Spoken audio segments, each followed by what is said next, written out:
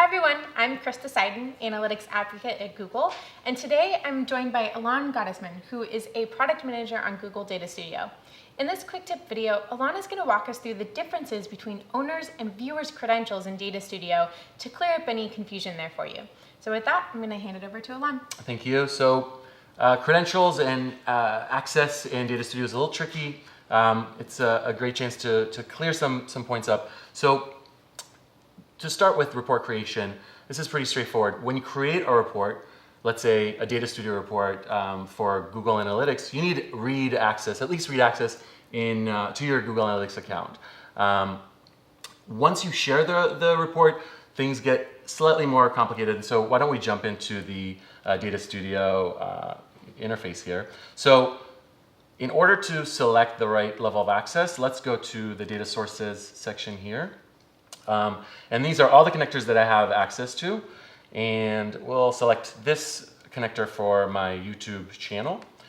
And so here you see the 37 dimensions and metrics that we have access to and that we can create reports off of. Up on the right corner, we click on this button and we see two levels of access. One is owner's credentials and the second is viewer's credentials.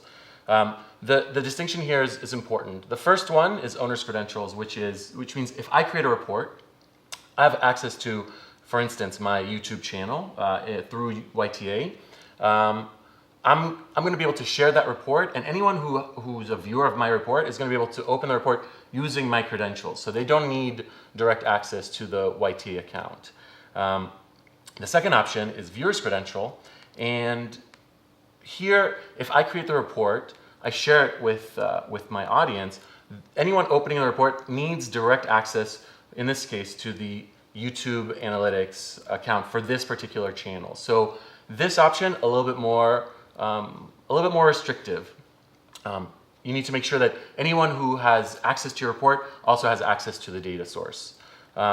Interestingly, most of report creators that we've talked to do want to share their reports using their own credentials, using the owner's credentials. So that tends to be the default. But it's important to remember that if you do select owner's credentials, you're only sharing data through that report. So whatever is presented in terms of the visualizations or tables, that's what your viewers is going to have access to, not the actual account, underlying account. So that's the main difference between owner's credentials and viewers' credentials. Great. Thank you so much, Alon, for walking us through the difference between those things and really clearing that up for our users. Thanks, guys. Thank you.